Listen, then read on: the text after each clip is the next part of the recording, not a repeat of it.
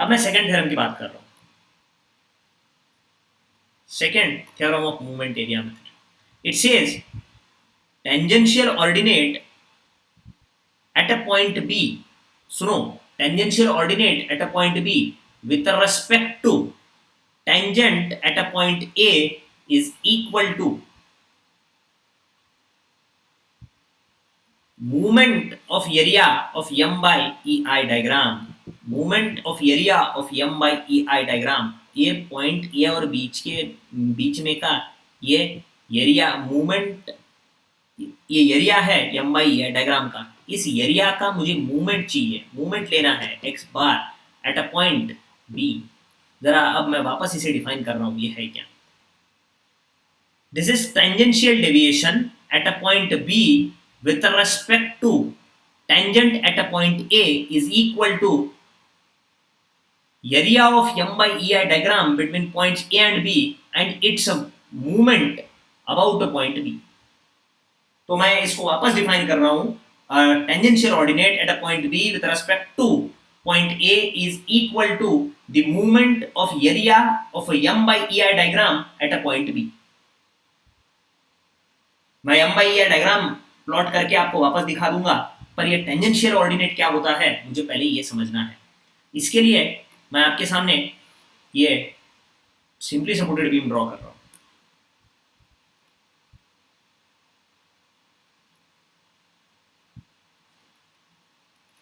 This is simply supported beam. अब यहां पे जरा सुनो, यहां पे मैंने डिसाइड किया ये पॉइंट ये लिखा इसको, और मैंने इस पॉइंट को लिख दिया बी, इस पॉइंट को लिख दिया बी, ठीक है। अब इसमें सिर्फ टेंजेंट का काम है, tangential ordinate at a point B with respect to tangent at A. तो टेंजेंट कहां पे है, ए पे, मैंने ए पे टेंजेंट भी ड्रॉ कर ली, इस ए पॉइंट पे मैंने टेंजेंट भी ड्रॉ कर ली, ये कोई टेंजेंट है, इस ये पॉइंट पे मैंने टेंजेंट भी ड्रॉ कर ली। इतना करने के बाद में, इतना करने के बाद में मैं देखता हूं, मैंने यहां पे बताया क्या है, it is the tangential ordinate at a point B with respect to tangent at A. A पे तो टेंजेंट ड्रॉ कर ली, पर ऑर्डिनेट कहां पे है, पॉइंट बी पे। कौन सा ऑर्डिनेट है, टेंजेंशियल से। टेंजेंशियल ऑर्डिनेट का मतलब ये है कि ये जो टी है at a point B with respect to tangent at A, it is between tangent and elastic curve. Elastic curve ये है, टेंजेंट ये है बी पॉइंट पे, बी पॉइंट पे अगर आके देखता हूं टेंजेंट यहां है, तो ये जो आपको मिल रहा है, ये जो आपको मिल रहा है tangential ordinate at a point B is, it is this value, it is this value. इसको देखो जरा, ये वैल्यू है वो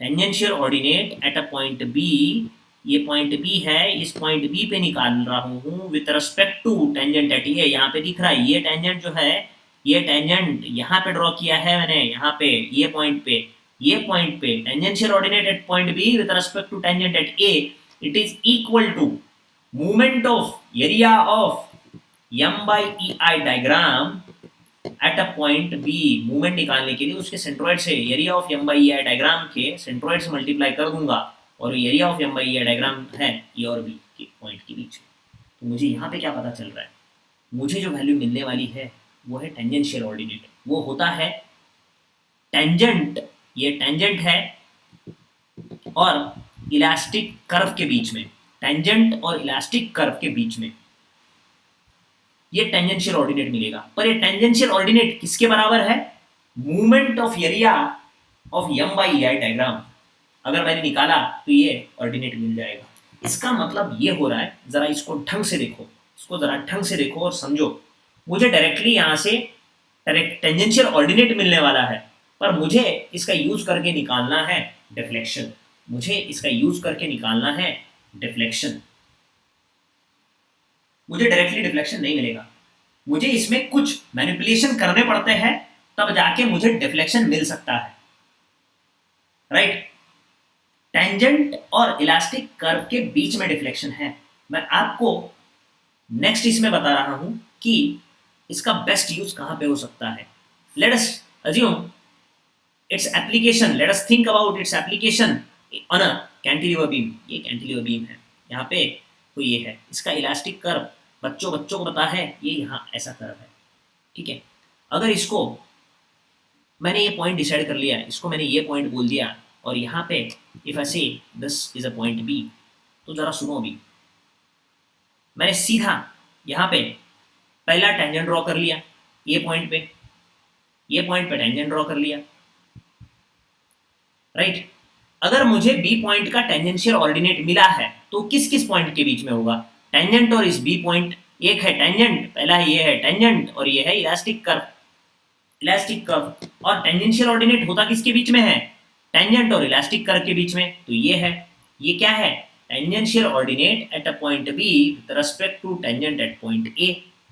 जरा समझो, अगर अगर लॉन्जिट्यूडिनल एक्सिस ही टेंजेंट बन रही है तो टेंजेंशियल ऑर्डिनेट खुद डिफ्लेक्शन है कैंटिलीवर बीम का, राइट। ये पहला एग्जांपल था, आपको समझना है। अगर यही ओरिजिन पे अगर मैंने टेंजेंट ड्रॉ की तो जो टेंजेंशियल ऑर्डिनेट मिलेगा वही होगा deflection in case of cantilever beam. अगर अगर मैंने कोई सिंपली सपोर्टेड बीम लिया, इसका कर्व आ रहा है ऐसा, जरा सुनो अभी, मैंने इस पॉइंट पे, इस पॉइंट के बारे में मैं बात कर रहा हूं, so if I draw tangent at this point, मैं टेंजेंट टेंजेंट से ही पता कराता हूं, टेंजेंट एट दिस पॉइंट, मुझे जो कैलकुलेट किया हुआ टेंजेंशियल ऑर्डिनेट मिलेगा वो ये है, tangential ordinate at a point B with respect to tangent A. मगर बी पॉइंट को अगर मैंने बीम पे दिखा दिया तो मेरे पास जो क्वेश्चन में पूछने वाला डिफ्लेक्शन है एग्जाम में, वो ये डिफ्लेक्शन पूछते हैं, मगर मुझे मिल क्या रहा है, उसके नीचे का डिफ्लेक्शन, उसके नीचे का डिफ्लेक्शन, तो मुझे इसमें मैनिपुलेशन की जरूरत है। पर कैंटिलीवर बीम को देखो, अगर मैंने टेंजेंट ड्रॉ कर दी ओरिजिन पे तो मुझे जो ये ऑर्डिनेट मिल रहा है टेंजेंशियल ऑर्डिनेट, वही डिफ्लेक्शन है कैंटिलीवर बीम में।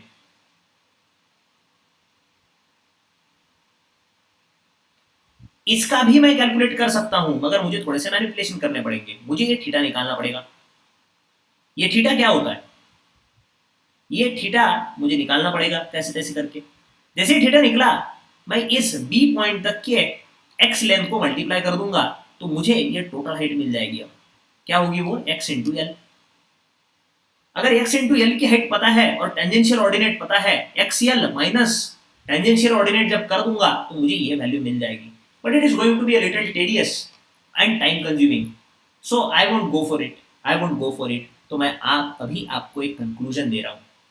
For a cantilever beam, if tangent is drawn at the origin, tangent is drawn at the origin, ये जो मूवमेंट एरिया का मेथड है, मूवमेंट एरिया का जो मेथड है तुम्हें डायरेक्ट आंसर्स देगा डिफ्लेक्शन के और स्लोप के, क्योंकि स्लोप जो निकलता था थीटा बी माइनस थीटा ए की value at the support zero है, तो मुझे डायरेक्ट डिफ्लेक्शन भी मिलेगा, डायरेक्ट स्लोप भी निकलेगा।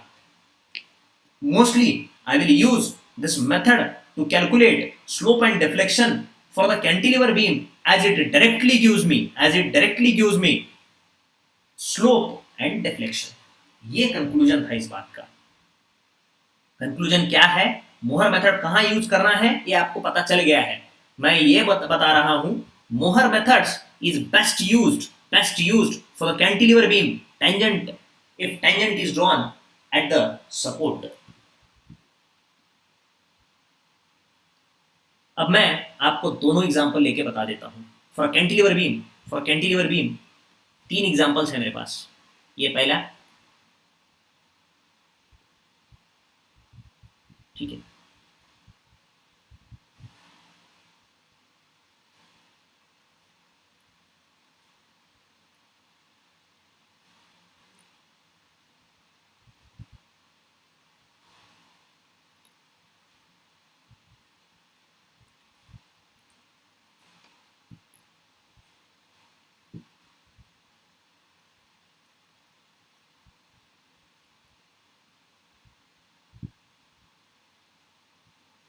यहाँ पे देखो, यहाँ पे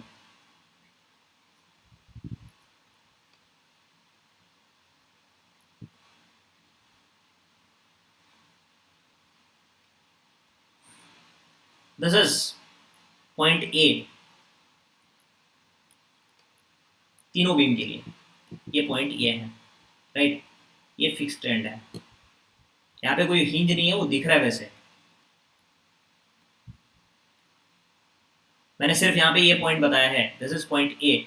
यहाँ पे ये पॉइंट, ये पॉइंट पहला यहाँ पे मैंने मूवमेंट लगा दिया, तो इसका जो ये बना bending movement diagram will be like this. अगर मैंने यहाँ पे पॉइंट लोड लगा दिया है, इसका बेंडिंग मूवमेंट डायग्राम कुछ ऐसा आ जाएगा। अगर मैंने यहाँ पे यूडीएल लगा दिया, इसका बेंडिंग मूवमेंट डायग्राम कुछ ऐसा आ जाएगा, राइट। यहाँ पे वैल्यू दे दी m, यहाँ पे लोड दिया p, और यहाँ पे यूडीएल दिया w। ये बन जाएगा m इन नेगेटिव डायरेक्शन, और ये बन जाएगा p इंटू एल, सबकी लेंथ l है, p इंटू एल, वो भी नेगेटिव डायरेक्शन में, क्योंकि ये सभी हॉगिंग कर रहे हैं। यहाँ पे w l स्क्वायर बाई 2, ये बेंडिंग मोमेंट का डायग्राम है। अगर इसको मैंने EI से डिवाइड कर दिया तो ये बन जाएगा m बाई EI डायग्राम, वो पहले ही बता के रखा हुआ है, मैं अब डायरेक्ट आपको सब कुछ बता रहा हूँ। ये तीन अलग अलग न्यूमेरिकल्स है।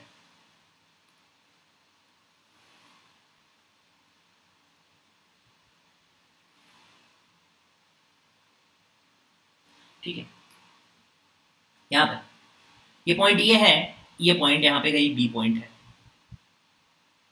ये बी पॉइंट है। अगर मुझे ये इसका डिफ्लेक्टेड शेप है, मोहर मेथड में डिफ्लेक्टेड शेप निकालना बहुत जरूरी है। डिफ्लेक्टेड शेप है, मैंने पूछा इस पॉइंट बी पे स्लोप बताओ, तो मैं क्या यूज करूंगा, theta B minus theta A is equal to area of M by A diagram. इस डायग्राम का एरिया कितना आ रहा है, माइनस हाफ, सॉरी ये रेक्टेंगल है, तो ये आ जाएगा base is L and height is minus M L by E I. It is equal to M L square, M L square, sorry यहाँ पे एल नहीं है, ये सिर्फ एम बाई ई आई है, तो मैं इसे साफ कर देता हूँ। तो ये आ जाएगा M L that divided by E I, और ये नेगेटिव साइन के साथ है। इसका मतलब क्या हो रहा है, negative sign it represents clockwise the angle between the two tangents. यहाँ का पहला टेंजेंट ओरिजिन पे जो लॉन्जिट्यूडिनल एक्सिस है वही टेंजेंट है, तो मैं सिर्फ बी पॉइंट पे टेंजेंट ड्रॉ करके आपको दिखाने वाला हूँ अभी। There is a tangent at this B point, just a tangent at this B point, nothing else, tangent at this B point. तो मुझे जो मिलेगा एंगल वो ये है, हर जगह मुझे मिलेगा एंगल थीटा बी, क्योंकि थीटा ये पहले से 0 है, और यहाँ पे जो एंगल मिलेगा वो क्लॉकवाइज मिल रहा है क्योंकि ये नेगेटिव वैल्यू है। अब मुझे डिफ्लेक्शन एट पॉइंट बी निकालना है। Deflection at point B, tangent और इलास्टिक कर्व के बीच में मुझे डिफ्लेक्शन मिलेगा। अब deflection at point B that is equal to M by E I का डायग्राम जो है उसका एरिया मेरे पास पहले से है, एम एल बाई ई आई, क्योंकि ये जो निकला हुआ है वो एरिया ही था, इनटू इट्स सेंट्रोइड, यहाँ से लेके इस पॉइंट तक, इस पॉइंट पे निकालना है मुझे। एक्स बार ऑफ बी मैंने वहाँ आपको फॉर्मूला में दिखा दिया था, ये है। जिस पॉइंट पे निकालना है उस पॉइंट तक का मुझे सेंट्रोइड लेना पड़ेगा। ये इसका सेंट्रोइड क्या होगा, एल, हाफ एल बाई 2। तो इसका जो मूवमेंट मिला वो है, डिफ्लेक्शन जो मिला M L square that divided by 2EI। यही आपको दिखाया था स्टैंडर्ड फॉर्मूलाज में, राइट। ये इसके लिए हो गया। दूसरा मैं वापस यूज कर रहा हूँ मोहर्स थ्योरम और movement area theorem 1। It says change in angle between point A B which is theta B minus theta A is equal to area of M by E diagram. ये हमारे case में 0 है, तो M by E diagram का area निकाल रहा हूँ, half, base is L, height is minus P L by E I. इसकी वैल्यू आ रही है area of M by E diagram की, which is equal to theta B minus P into L square that divided by 2EI। अब minus sign मुझे क्या indicate करता है कि एंगल जो है वो क्लॉकवाइज डायरेक्शन में है, वो कौन सा angle, theta B minus theta A, but theta A पहले से 0 है, इसीलिए जो एंगल मिला वही क्या है, theta B. I can easily calculate this. If the given beam is cantilever, I don't need to think about a second angle if I draw a tangent at a origin. दूसरा point, दूसरा मुझे निकालना है deflection at point B with respect to tangent at point A. वो वही हो रहा है, मगर मैंने अगर मोहर थ्योरम यूज कर लिया, सेकंड मोहर theorem, it says the movement of area, area मेरे पास पहले से है, कितना है, PL square that divided by 2EI. इस पूरे शेप का एरिया पहले से था, इसका मूवमेंट निकालना है, कौन से पॉइंट पे डिफ्लेक्शन निकालना है, पॉइंट बी पे.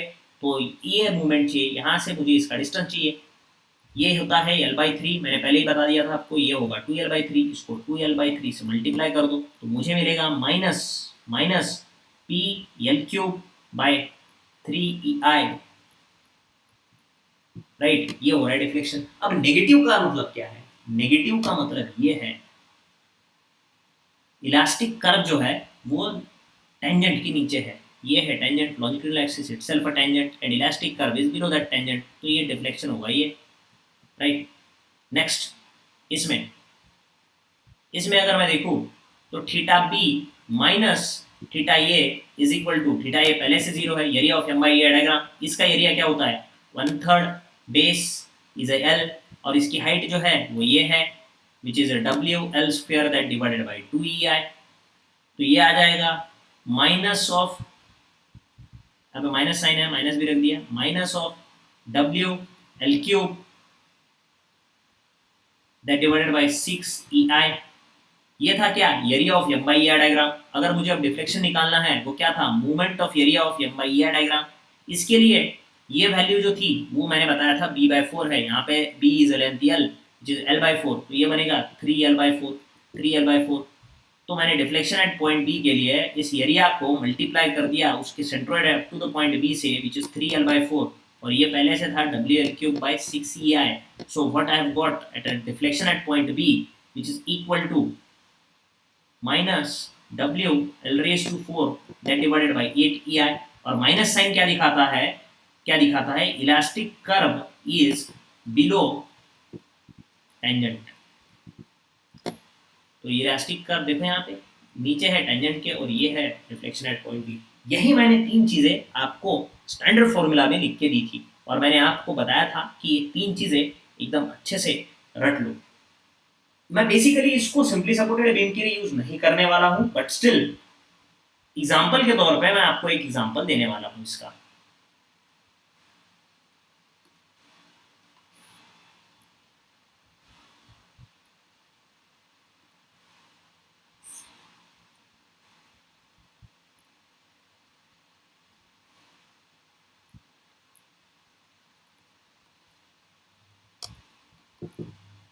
Central point load which is P, इसका ये कोई डिफ्लेक्टेड शेप होगा, और मुझे सेंटर का डिफ्लेक्शन निकालना है. Deflection of a centre at a y, how much. Okay, इसका अगर मैंने बेंडिंग मोमेंट ड्रॉ कर लिया, बेंडिंग मोमेंट BMD अगर मैंने ड्रॉ कर ली, ये सैगिंग मोमेंट देगा. यहाँ पे ये जो लोड आएगा यहाँ पे होगा P/2, लिखूंगा तो टेडियस हो जाएगा. इसका मूवमेंट हमें पहले से पता है, अगर ये टोटल लेंथ L है तो ये होगा PL/4. It's bending movement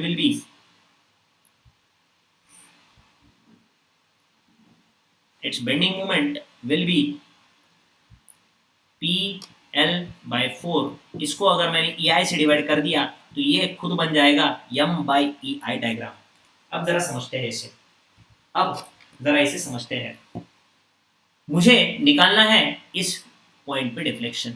right, इस पॉइंट पे deflection. If I draw a tangent at this point, जरा समझ लो इसको. If I draw a tangent at this point and if I take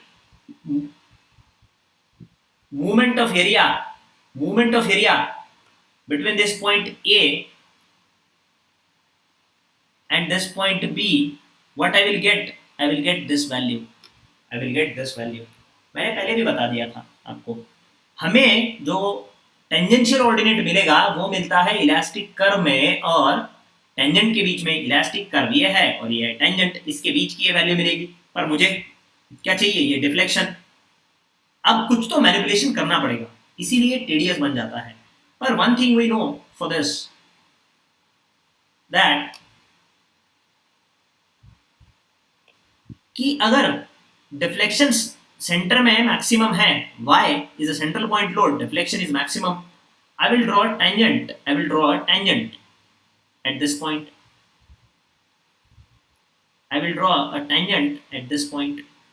ये आपको समझना होगा, ये है वो टेंजेंट। जरा देखो यहाँ पे, इस पॉइंट पे मैंने टेंजेंट ड्रॉ कर दी, इस पॉइंट की टेंजेंट मैंने एक्सटेंड कर दी, ठीक है।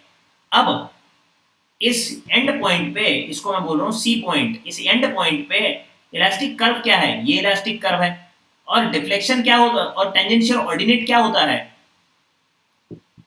टेंजेंट और इलास्टिक कर्व में जो ऑर्डिनेट बना उसे बोलते हैं टेंजेंशियल ऑर्डिनेट। और वो किस पॉइंट पे मिल रहा है हमें, सी पॉइंट पे, विद रेस्पेक्ट टू, इसको मैं बी पॉइंट बोल रहा हूं, with respect to tangent at point B, right.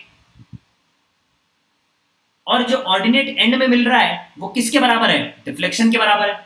वो किसके बराबर है, इस डिफ्लेक्शन के बराबर है। देखो जरा, यही वैल्यू डिफ्लेक्शन की है सेंटर में, पर मुझे ऑर्डिनेट कहां पे निकालना है, सी पॉइंट पे। किस पॉइंट से टेंजेंट ली है, बी पॉइंट से, तो इसको मैं बोलूंगा tangential ordinate at a C with respect to tangent at B. अगर in terms of formula if I write tangential ordinate at a C with respect to tangent at a B is equal to area of m by ei diagram, कौन से point के बीच में, B और C के point के बीच में का जो भी एरिया है उसको लूंगा, बराबर, दो पॉइंट के बीच में का एरिया। पर इसका मूवमेंट कहां पे लूंगा, C पॉइंट पे, क्योंकि मुझे ऑर्डिनेट चाहिए C पे, तो x bar of C, right. समझ रहा है आपको, जिस पॉइंट पे टेंजेंशियल ऑर्डिनेट निकालना है उस पॉइंट पे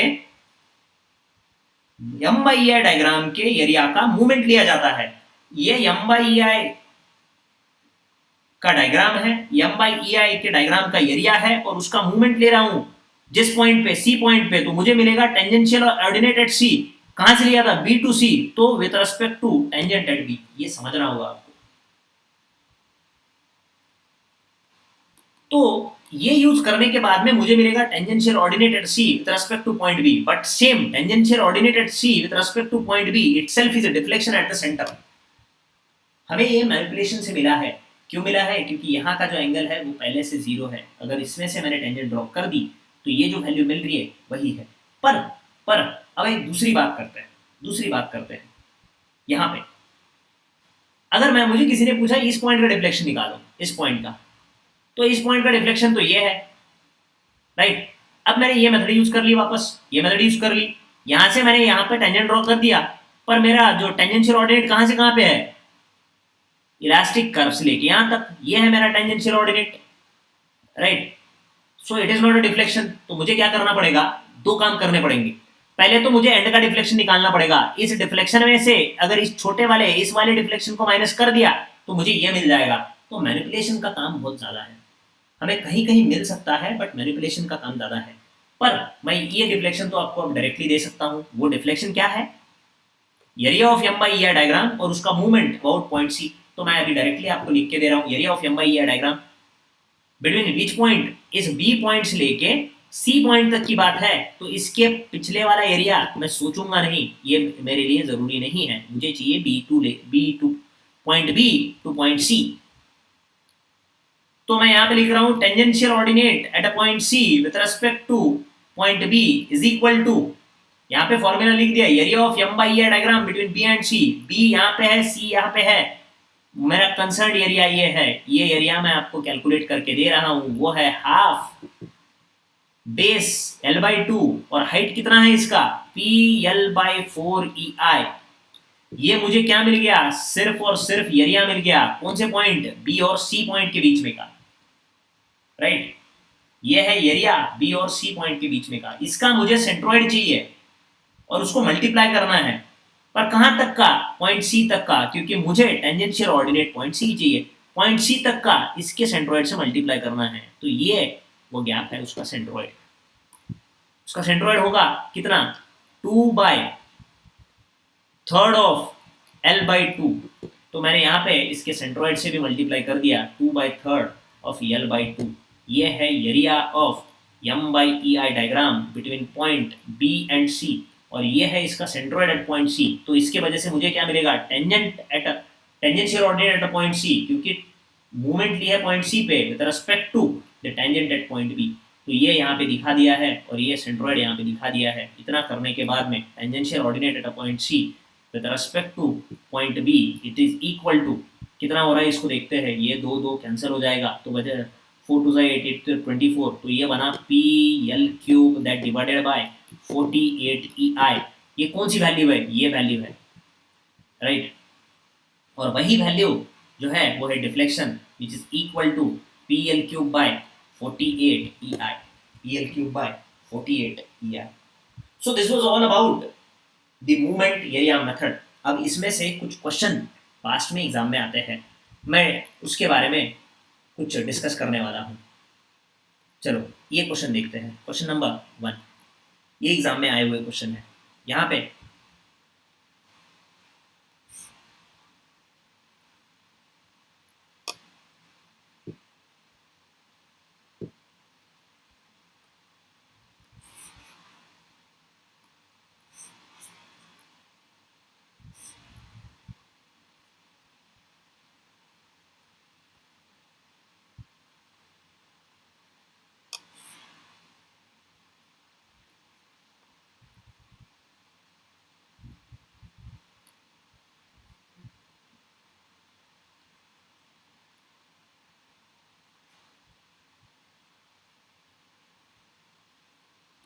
इसको समझो, ये कोई कैंटिलीवर बीम है, this is a cantilever beam.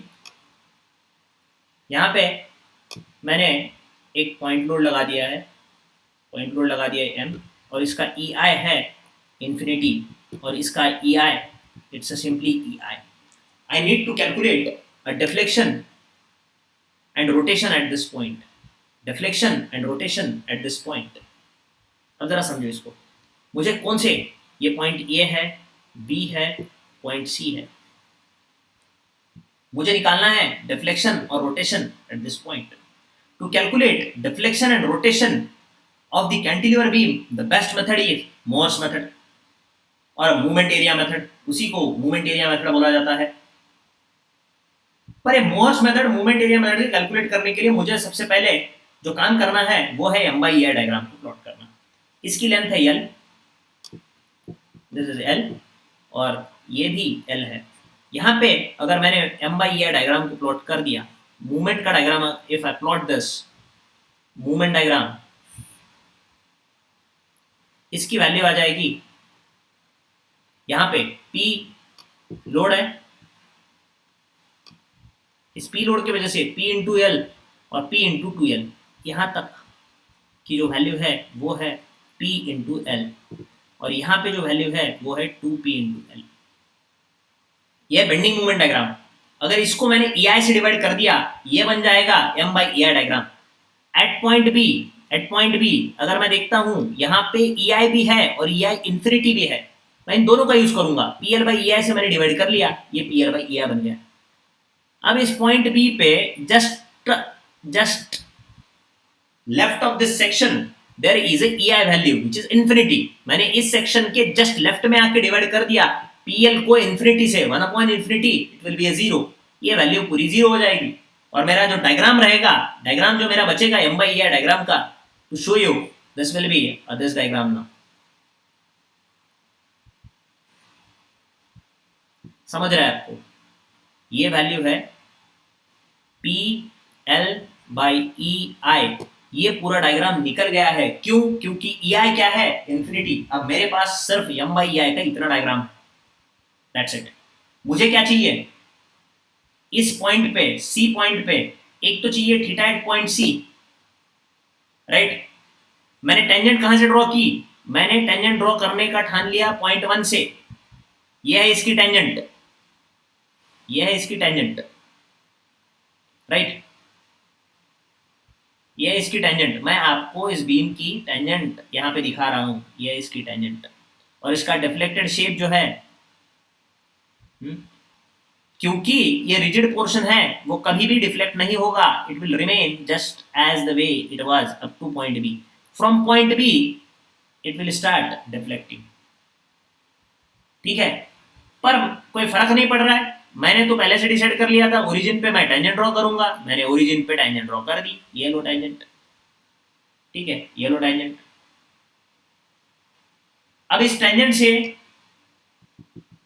Elastic curve तक मुझे क्या मिलेगा, टेंजेंशियल डिफ्लेक्शन, ये होगा वो टेंजेंशियल डिफ्लेक्शन। टेंजेंशियल डिफ्लेक्शन ही एक्चुअल डिफ्लेक्शन है कैंटिलीवर बीम का, तो मैं यूज करूंगा। तो मैंने अब यहां पे लिख दिया थीटा बी, थीटा ए मुझे पता है, theta A is 0, beam is rigid, ei is infinity, so theta B is also 0। I can use only up to B to C और I can use A to C. अब आपको पहले से पता नहीं है तो इसलिए मैं यूज कर रहा हूँ A to C for your reference, theta A to C which is equal to theta C minus theta A, पर थीटा ए क्या है 0, which is equal to area of M by A diagram. M by A diagram अब मेरे पास इतना ही बचा है, यही area of M by A diagram, which is half, triangle shape है इसलिए base is L, height is P L by E आई। ठीक है, बीम हॉगिंग है इसीलिए नेगेटिव इन नेचर, तो ये नेगेटिव इन नेचर। यहाँ पे जो मिलेगा मुझे P into L square that divided by 2EI, और वो कौन से डायरेक्शन में होगा, नेगेटिव वैल्यू है, इसका मतलब क्लॉकवाइज है, एंगल जो है वो टेंजेंट और इसके बीच में क्लॉकवाइज है, दैट्स इट। ये स्लोप मिल गया एट अ पॉइंट सी। अब मुझे डिफ्लेक्शन चाहिए, deflection at point C, deflection at point C that is equal to area of m by ei diagram into its centroid। तो deflection at point C area तो अब भी हमें मिला था, क्या था वो, P L square that divided by 2EI, उसकी वैल्यू थी नेगेटिव। हाँ, पिछले स्लाइड में आके देखते हैं सेंट्रोइड क्या होगा, यहाँ से इसका सेंट्रोइड है, ये सेंट्रोइड से लेके सी पॉइंट तक का डिस्टेंस है, उसकी वैल्यू है 2l/3। तो नेक्स्ट स्लाइड में मैं यूज कर रहा हूँ, इसकी वैल्यू है 2l/3, so it is equal to minus p into L cube that divided by 3EI। Negative sign it represents a tangent elastic curve